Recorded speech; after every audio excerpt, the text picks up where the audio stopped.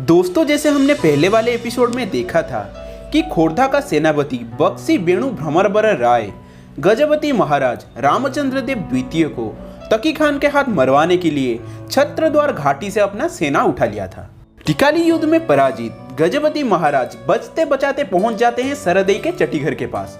वहां लश्कर भी पहुंच जाते हैं। सरदई लश्करों को महाराज के पता बताने से साफ मना कर देती है, जिसके कारण लश्कर उनको गाली देने लगते हैं और इसी वजह से गजपति महाराज बाहर निकलकर लश्करों को विरोध करते हैं। इस बात से गुस्साए एक लश्कर गजपति महाराज के ऊपर भाला चला देता है।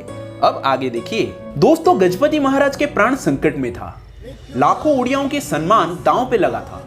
भाला बस उनके शरीर को चीरने ही वाला था, तभी सामने आ गई सरदई। भाला सरदई के बाजू को चीरता हुआ आर पार हो गया। वो बेहोश होकर नीचे गिर पड़ी। राजा भी स्तब्ध थे। युद्ध में अपना सर्वस्व हराने वाली एक खंडायत नारी राजा के लिए अपने प्राण भी त्यागने को तैयार थी। तुरंत महाराज को बंदी बना के उनको कटक में स्थित मोगल छावनी में भेज दिया गया। किसी तरह गांव वाले सरदई की जान बचाने में कामयाब हो गए। गजपति महाराज अपने प्राणों की मोह त्याग चुके थे, क्योंकि उनको पता था तकी खान की छावनी में घुसने का मतलब मौत को आलिंगन के बराबर होगा। छावनी में पहुंचते ही तकी खान अपने लश्करों को गजपति महाराज का कटा सर मांगा। लग रहा था कि सब कुछ खत्म हो गया, पर तभी एक ऐसा घटना घटा जिसका अंदेशा किसी को भी नहीं था। तंबू के अंदर से एक सुंदर युवती बाहर निकली और बोली, भाईजान, मुझे इनसे प्यार हो गया है। ये और कोई नहीं थी, ये थी तकी खान की बहन शहजादी रेजिया। दोस्तों, गजपति महाराज रामचंद्र देव के लिए इससे बेहतरीन नसीब और तकी खान के लिए इससे बुरा नसीब और क्या हो सकता था। जिस हाथ से वो अपने शत्रु का सर काटने वाला था, अब उसी हाथ से उसको अपना बहन देने वाला था। दोस्तों, गजपति महाराज एक तीर में 3 निशाना लगा चुके थे। पहले तो अपना जान बच गया, दूसरे में एक शहजादी उनकी पत्नी बनी और तीसरी में उड़ीसा के ऊपर मुसलमान आक्रमण का खतरा भी टल गया। दोस्तों, ऐसा नसीब भगवान करोड़ों में एक को देता है। पर जरा रुकिए, तकी खान भी बेवकूफ नहीं था। वो बोला, ठीक है, मेरे बहन को तेरे साथ निकाह करवा दूंगा, पर मेरा एक शर्त है। शर्त यह है कि तुम मुसलमान बन जाओगे। दोस्तों, यहाँ गजपति महाराज का मानना ना मानना कोई भी मायने नहीं रखता था, क्योंकि थे तो वो तकी खान के कब्जे में ही। उड़ीसा, इसके प्रजा और जगन्नाथ मंदिर को मलेच्छों से बचाने का इससे बेहतरीन मौका और कुछ नहीं था। इसलिए गजपति महाराज हंसते हंसते तकी खान के शर्त मान गए और बन गए सूबेदार हाफिज कादर। निकाह संपन्न हुआ। गजपति महाराज द्वितीय रामचंद्र देव यानी हाफिज कादर रेजिया के साथ उड़ीसा लौटते हैं। पर इस विवाह के साथ उनके वैवाहिक जीवन में खटास आ गया था, क्योंकि उनके महारानी ललिता पाटमहादेवी उनको त्याग करके अपने मायके चली। दोस्तों, सब उन्हें विधर्मी विधर्मी कहने लगे। कुछ पाई के सरदार तो उन्हें गजपति मानने से ही इनकार कर दिया।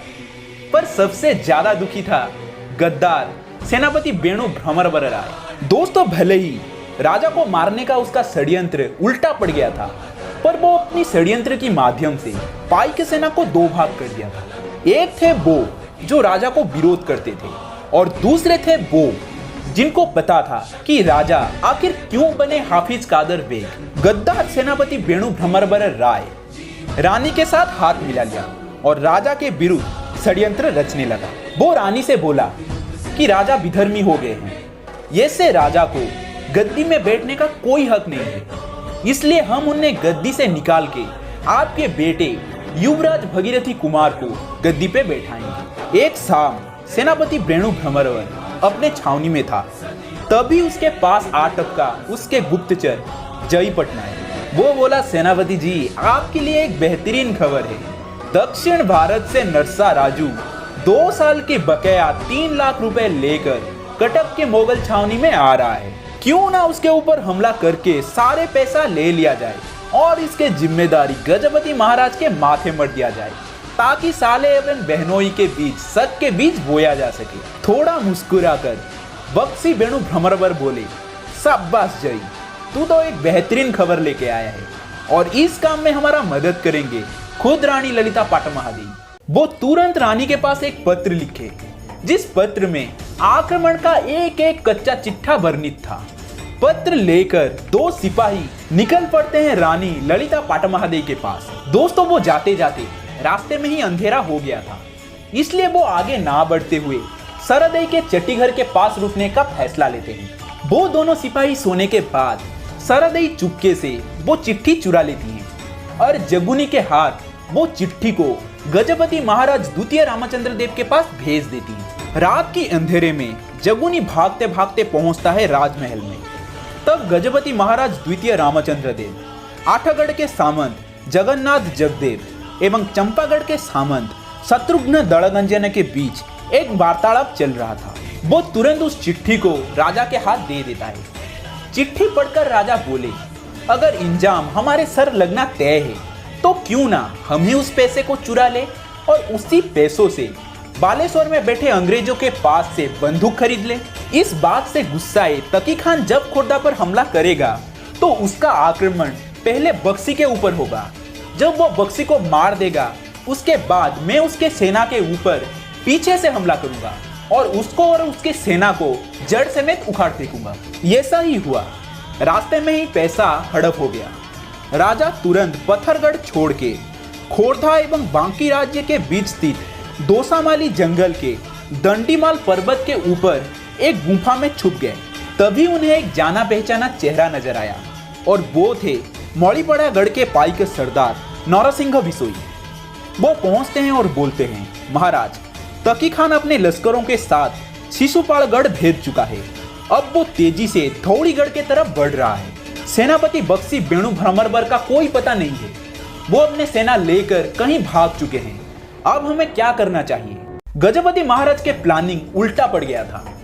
वो बोले, अब तुरंत हमें खोरधा जाना होगा और तकी खान के आक्रमण से हमारे खोरधा को बचाना होगा। उधर गद्दार बक्सी बेणु भ्रमरबर राय धबड़गिरी पहाड़ी के ऊपर स्थित माँ दुर्गा के मंदिर में छुपा था। तभी उसके पास उसके दो सहयोगी पहुंचते हैं और वो थे कृष्ण नरेंद्र एवं नवघन सामंतराय। वो बोले, सेनापति जी, अभी अभी खबर आया है कि तकी खान के लश्कर एवं रथीपुरगढ़ के पाइकों के बीच घमासान युद्ध छिड़ा है। पाइकों की संख्या लश्करों से काफी कम है, तो हमें नहीं लगता कि वो ज्यादा समय लश्करों को रोक पाएंगे। बक्सी बोले, यही सही समय है। खोरधा का सिंहासन अब खाली पड़ा हुआ है। चलो इसी बहाने हम खोरधा का सिंहासन हथिया लेते हैं। अब जब तकी खान हमें पूछेगा हम उसके साथ संधि करके उसे उसका पैसा लौटा देंगे और खोरधा पर राज करेंगे। ये बोलकर तीनों भागे खोरधा की तरफ। दोस्तों खोरधा में पहुंचते ही वो नफरत एवं धोखे से भरा एक अट्टहास्य लगाता है और राजमहल के दरवाजे को लात मार के अंदर घुसता है। पर उसे कहां पता था उसके भाग्य उसके ऊपर ही अट्टहास्य कर रहा था। जैसे ही वो अंदर घुसा, महल के अंदर में छुपे गजपति महाराज एवं उनके पाइक बेणु भ्रमरबर राय एवं उनके साथी को बंदी बना लेते हैं। गुस्से में आग बबूला तकी खान जब वहां पहुंच जाता है, तब गजपति महाराज उन्हें बक्सी के द्वारा लिखा वो चिट्ठी थमा देते हैं।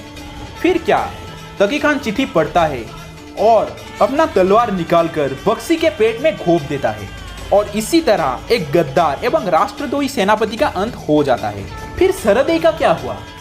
दोस्तों ये सवाल अवश्य ही आपके मन में आ रहा होगा। अगले दिन सुबह खुद राजा सरदेई से मिलने उसके चट्टीघर में पहुंचते हैं, क्योंकि कोई रिश्ता ना होने के बावजूद भी वो 2 बार उनके जान बचाई थी। अपने राज्य और राज्यवासियों का सम्मान रक्षा हेतु वो भाले के सामने भी कूद गई थी।